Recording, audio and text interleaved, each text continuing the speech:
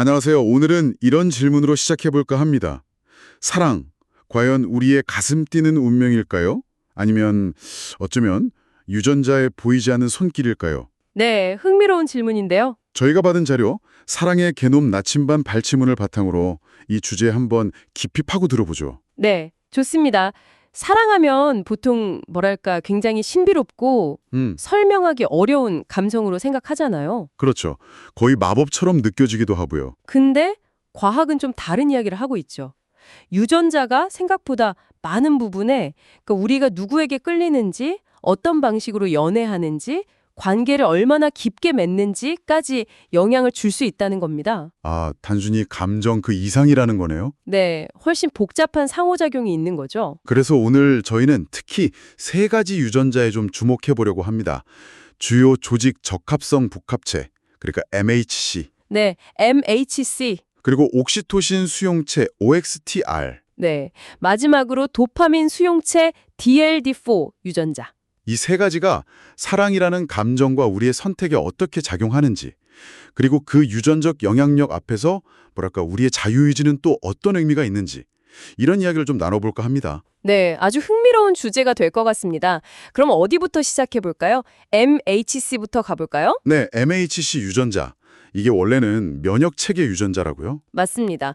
우리 몸에 들어오는 외부 침입자들, 예를 들면 바이러스나 박테리아 같은 것들을 인식하고 방어하는 그런 역할을 하는 유전자 그룹입니다. 근데 면역 유전자가 어떻게 사랑이랑 연결되는 거죠? 이게 처음 들으면 좀, 연결이 잘 안 되는데요. 바로 그 지점이 재미있는 부분입니다. 여러 연구 결과들이 있는데 사람들이 본능적으로 자기와 다른 MHC 유전자를 가진 사람에게 더 끌리는 경향을 보인다는 거예요. 아, 다르다는 점에 끌린다. 네. 가장 잘 알려진 게 아마 1995년에 스위스에서 한 땀 냄새 실험일 겁니다. 들어보셨을 수도 있어요. 네네, 그 유명한 실험이죠. 여성 참가자들이 여러 남성들의 땀 냄새가 밴 피셔츠 냄새를 맡았는데 결과적으로 자기와 MHC 유전형이 다른 남성의 땀 냄새를 더 매력적이라고 평가했다는 거죠. 단순히 뭐 향수 같은 좋은 냄새가 아니라 뭔가 근원적인 끌림 같은 거였군요. 그렇죠. 뭔가 다른 차원의 끌림이었던 거죠. 아, 그러니까 그 사람한테서 나는 그 특유의 향이 좋아. 이런 느낌이 사실은 우리 후손에게 더 다양하고 강한 면역 체계를 물려주려는 그런 생물학적인 본능 같은 걸 수 있다는 거네요. 와, 진짜 신기한데요? 네, 그렇죠. 어떻게 보면 굉장히 합리적인 생물학적 선택인 셈이죠. 흥미롭네요. 자, 그럼 다음 유전자로 넘어가 볼까요? 관계를 좀 더 끈끈하게 만들어주는 그런 역할을 하는 유전자가 있다고요? 네, 바로 OXTR 유전자입니다. 이건 사랑 호르몬 혹은 신뢰 호르몬으로 잘 알려진 옥시토신, 그 옥시토신을 받아들이는 수용체 유전자인데요. 아, 옥시토신 수용체. 네, 이게 사람들 사이의 애착 형성이나 신뢰 또 유대감을 만드는데 아주 핵심적인 역할을 합니다. 그럼 이 OXTR 유전자에 따라서 사람들마다 관계를 맺는 스타일이나 뭐 그 깊이가 달라질 수도 있다는 건가요? 자료에 좀 더 구체적인 내용이 있을까요? 네, 그렇습니다. 자료를 보면 이 OXTR 유전자의 특정 변이, 그러니까 약간 다른 형체를 가진 사람들이 있어요. 이런 사람들은 그렇지 않은 사람들보다 다른 사람을 좀 더 빨리 신뢰하고 공감 능력도 더 높고 또 관계를 안정적으로 유지하려는 경향이 더 강하다고 합니다. 아, 유전적으로 좀 더 쉽게 깊은 관계를 형성하는 타입이 있고 반대로 좀 더 시간이 필요한 타입도 있다는 거군요. 네, 그런 거죠. 혹시 관계에서 신뢰를 빨리 쌓는 편이세요? 아니면 좀 시간이 필요한 편이신가요? 이것도 어쩌면 이 OXTR 유전자와 관련이 있을지도 모르는 거죠. 저는 좀 생각해 볼 문제네요. 흥미로운 지점입니다. 자, 그러면 처음 끌리는 거 MAC, 관계를 깊게 하는 거 OXTR 외에 연애 스타일 자체에 영향을 주는 유전자도 있었죠? 네, 맞습니다. DRD4 유전자인데요. 이건 도파민 수용체 유전자 중 하나입니다.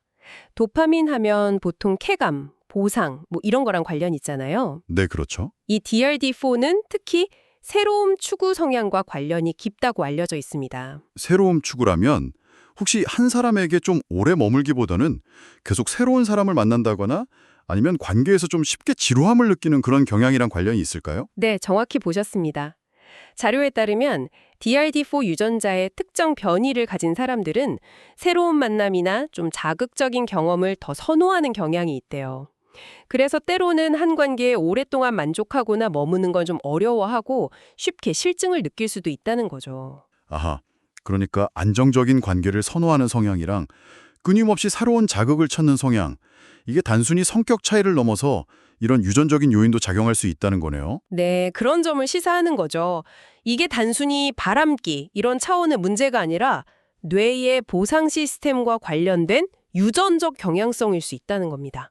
와, 이렇게 들어보니까 MHC로 강하게 끌리고 OXTR로 끈끈하게 묶여도 만약에 DRD4의 영향이 아주 강하다면 관계가 좀 불안정해질 수도 있겠네요. 그럴 수 있죠. 상호작용이니까요. 그럼 이게 진짜 궁금해지는데요. 우리의 사랑이라는 게 결국에는 유전자가 다 짜놓은 각본대로 흘러가는 걸까요? 우리의 의지, 자유의지는 도대체 어디에 있는 건가요? 그게 정말 중요한 질문이죠. 그리고 자료에서도 그 부분을 명확히 짚어줍니다. 답은 부분적으로만 그렇다는 거예요. 아, 전부가 아니라 부분적으로? 네, 유전자는 분명히 우리의 기본적인 감정 반응이나 끌림의 방향성, 관계를 맺는 방식 같은 것에 영향을 줍니다. 뭐랄까, 일종의 기본 설정값처럼요. 네, 기본 설정값. 하지만 그게 전부가 아니라는 거죠. 우리는 그 유전자가 제공하는 경향성 위에서 살아가지만 동시에 우리가 처한 환경, 우리가 겪는 개인적인 경험들, 또 사회나 문화가 가르쳐주는 가치관, 그리고 무엇보다 중요한 건 우리 자신의 의식적인 선택, 이 모든 것들이 합쳐져서 최종적인 행동과 관계를 만들어가는 겁니다. 아, 그러니까 유전자가 사랑이라는 무대를 이렇게 세팅해 줄 수는 있지만 그 무대 위에서 어떤 연극을 펼칠지는 결국 배우인 우리 자신에게 달려있다. 이런 말씀이시네요. 정확합니다. 비유가 아주 적절하네요. 그래서 이런 과학적인 이해가 사랑의 신비로움을 완전히 없애버리는 게 아니에요. 오히려 우리가 왜 어떤 사람에게 끌리는지, 왜 관계에서 특정 패턴을 반복하는지 이런 것들을 더 깊이 이해하게 도와주는 도구가 될 수 있다는 거죠. 네, 이해를 돕는 도구. 그렇죠. 요즘 이민섭 작가의 호모 헌드레드 게놈 나침반 같은 책에서도 이런 논의들이 나오잖아요. 유전자라는 렌즈를 통해서 사랑처럼 아주 복잡한 인간의 행동이나 사회 현상까지 이해하려는 시도들이 계속되고 있는 거고요. 중요한 건 유전자는 가능성을 제시할 뿐 그 가능성을 현실로 만들고 의미를 부여하는 건 결국 우리의 삶과 선택이라는 점입니다. 네.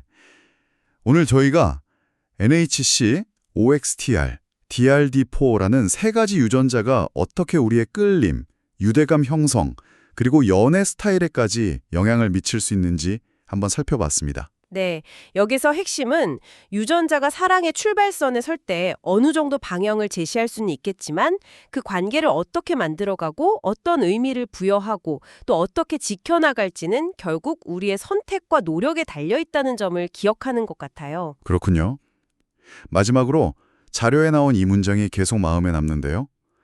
사랑은 단순한 감정이 아니라 유전자가 다음 세대로 건너가기 위해 발명한 가장 정교한 생물학적 전략입니다. 아, 그 문구요. 상당히 도발적이죠? 네. 사랑을 이런 생물학적 전력이라는 관점에서 한번 바라볼 때 여러분의 관계나 매력에 대한 생각에 혹시 어떤 변화가 생기시나요? 한 번쯤 생각해 보시는 것도 재미있을 것 같습니다. 다음 탐구에서 저희는 또 다른 흥미로운 이야기로 돌아오겠습니다.